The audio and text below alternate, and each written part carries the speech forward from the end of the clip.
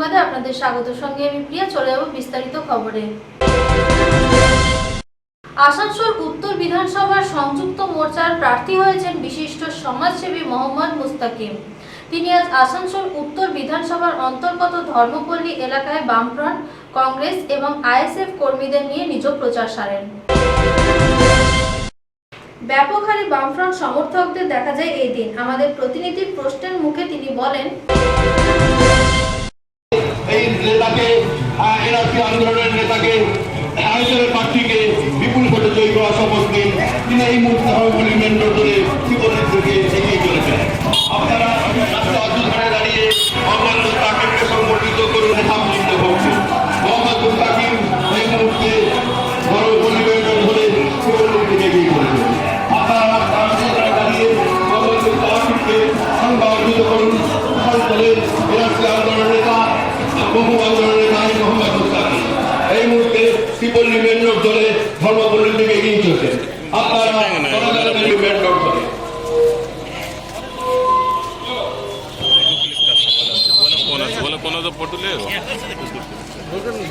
Screen shot कर लो ना video में उसे खराब हो जाता हो तो सही नहीं आएगा। चले तो फोटो हो जाएगा उससे क्लिक करा फोटो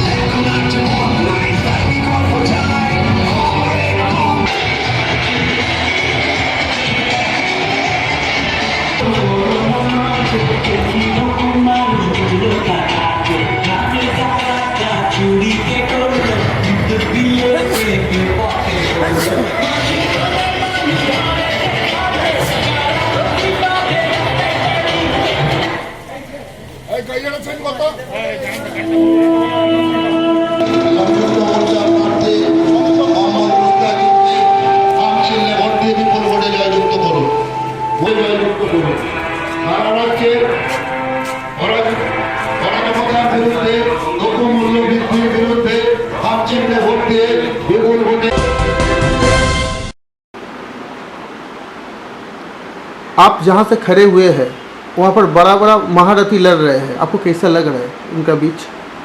देखिए, वो अनुभवी ज़रूर हो सकते हैं, ठीक है, और हम लोग किसी के अनुभव से चुनाव को तुलना नहीं कर रहे हैं। हम अपने मुद्दों पे लड़ाई कर रहे हैं। उनका जो अनुभव है वो अनुभव है दंगा दंगाई का, उनका अनुभव है माफियागिरी और गुंडागर्दी का। उनका माफिया है कल कारखानों को बंद करके, बेरोज़गार करके युवाओं को अपने तले गुलाम बनाकर रखने के लिए वो कोशिश करते हैं और चुनाव को प्रभावित करने का कोशिश करता है। हमारा जो मुद्दा है उससे अलग है। हमारा मुद्दा है शिक्षा, स्वास्थ्य, रोजगार और इससे संबंधित जो भी विकास के काम हो सकते हैं, तो उस पर, इस मुद्दे पर वो दोनों जो है नेता कहीं नहीं टिक पा रहा, चूँकि उनके पास भावना, धार्मिक भावनाओं को भड़काना, आस्था से खिलवाड़, धर्म का सहारा लेना, इस राजनीति को हम राजनीति नहीं कहते हैं, बल्कि गुमराह करने वाले लोग हैं ये। हम इससे अलग पाते हैं अपने को, और यही कारण है कि लोग हमें बड़ी संख्या में जनसमर्थन दे रहे हैं। इस बार बंगाल में भाईजान का एक तो लहर है, ई वाला लहर को आप कैसे अपना काम में लगाएंगे? देखिए, भाईजान की जो लहर है, दरअसल ये जनता की लहर है, आम लोगों की डिमांड है। भाईजान जो है वही बात कह रहे हैं जो जनता के साथ धोखा हुआ। जो सरकारें आई पिछले 10 साल में, यहाँ पे सरकार हुकूमत की, वो अपने वादों से मुकर गई, तो जनता में आक्रोश आया। जनता के आक्रोश को कौन व्यक्त करता है? चूँकि जो भी व्यक्त करता था, ये जो गुंडे पाले गए हैं महल्लों में, ये जो माफिया शहर में बिठाए गए हैं, बालू माफिया, तो कोयला माफिया, अलग अलग तरह के माफिया हैं, ज़मीन माफिया, ये उसे दबा देते थे, बोलने का साहस नहीं करने देता था, लोगों में आक्रोश था।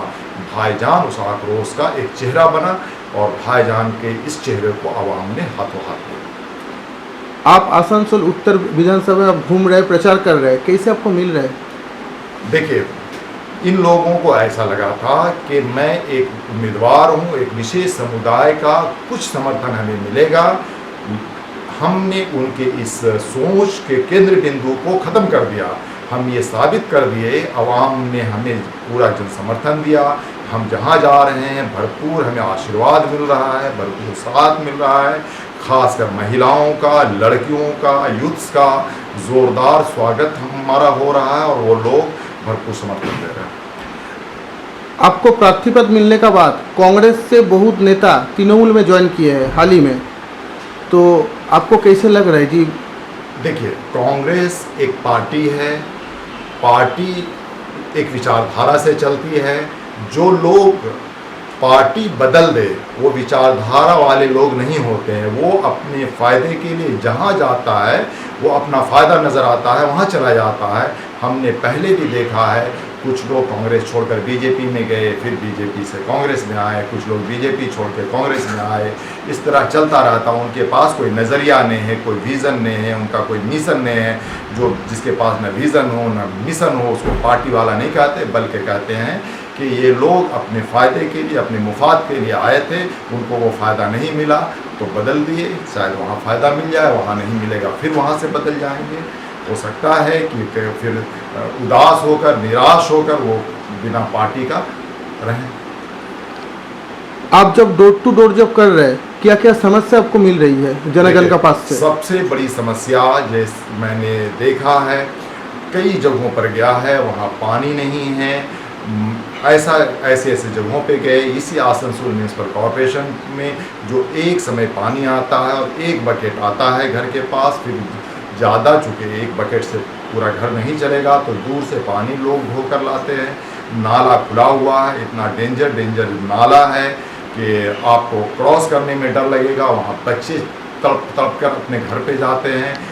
जो विकास के नाम पर लोगों को गुमराह कर दिया गया है कि बहुत विकास हुआ है, स्ट्रीट लाइट लगा देना विकास नहीं है। शहर को में इलेक्ट्रिसिटी से जगमगा देना रोड को और किसी इमारत को, इसको विकास नहीं कहते हैं, ये तो धोखा है। विकास कहते हैं अंतिम पंक्ति में खड़ा व्यक्ति, अंतिम पंक्ति में जो व्यक्ति है उसके साथ रोजगार हो, उसके साथ उसके पास स्वच्छ जल हो, खाने का व्यवस्था हो और किसी पर वो डिपेंड न करे कि 1 किलो चावल मिलेगा सस्ते दर पे तो हमारा घर चलेगा, नहीं, बल्कि वो खुद इतना बना दिया जाए कि उस रोज़गार से किसी पर दूसरे पर निर्भर करने की ज़रूरत ना हो।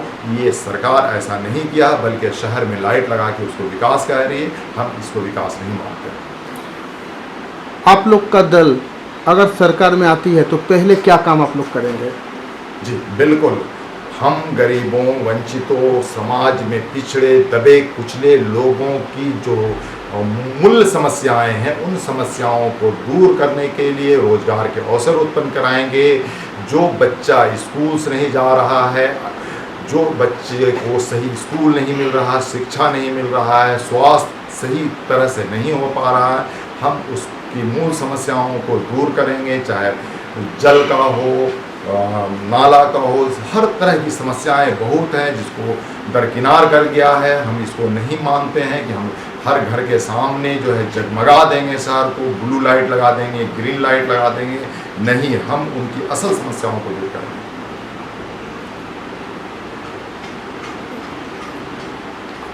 आप जो कौम से आते हैं उसको लोग संख्यालघु को कम बोलते हैं, इसके लिए आप क्या कीजिएगा ना, उसको वैसे ही रखिएगा ना, इसका एडुकेशन बढ़ाइएगा, उस लोग को एम्प्लॉयमेंट मिले, अपने वो करवाइएगा। देखिए, हम जिस अल्पसंख्यक की बात करते हैं, हम जिस समुदाय से आते हैं, आप देखेंगे यहाँ पे जिस विधानसभा में है वहाँ उर्दू भाषा भाषी, हिंदी भाषा भाषी ज़्यादा लोग हैं। इसी तरह कई ज़िलों में आप बंगाल के देखेंगे हिंदी भाषा भाषी, उर्दू भाषा भाषी बहुत संख्या में है। ये कौन लोग हैं? ये वो लोग हैं जिनके पूर्वज यहाँ पर रोजी रोटी कमाने के लिए आए थे। उनको बंगाल ने इतना प्रेम दिया, उनको बंगाल ने अपना बनाया और वो बंगाल के ही होके रह गए। इसलिए यहाँ पे रोजी रोटी मिला। उन्होंने अपना बना लिया बंगाल को, वो भी बंगाल अपना बना लिए। यहाँ पर अभी क्या हो रहा है कि लोग यहाँ से पलायन करने के लिए, जहाँ हमारे पूर्वज आए थे रोजी रोटी की तलाश में और यहीं रह गए, यहाँ से पलायन करके लोग दूसरे राज्यों में जा रहे हैं। उनको बहुत समस्याएं हो रही हैं, चाहे उनके साथ टॉर्चर होता है, कई हत्याएं हो चुकी हैं, हम उस हत्याओं के बारे में भी जानते हैं। हम उस पलायन को दूर कर रोजगार के बेहतर उपाय को लोगों तक पहुँचाएंगे। जीतने के लिए कितना आत्मविश्वास है आपके? देखिए, ये जनता जो है बहुत ही लोगों से परेशान हो चुकी है, धर्म की राजनीति से उकता गई है, माफिया से, गुंडों की फौज से उकता गई है। उनके पास एक बड़ा विकल्प जो वो कई सालों से तलाश कर रहे थे, वो विकल्प आज संयुक्त मोर्चा देने के लिए तैयार हो गई है, लोग अपना रहे हैं। इसलिए हम पूरी तरह आश्वस्त हैं कि न गुंडागर्दी की सरकार रहेगी, न माफियागिरी की सरकार रहेगी, न कल कारखानों को बेचने वाली सरकार रहेगी, न बेरोजगार बनाने वालों की सरकार रहेगी, बल्कि माफिया, गुंडागर्दी, दंगाई को ख़त्म करने वाली नई सरकार आएगी और हम उसमें जीत हासिल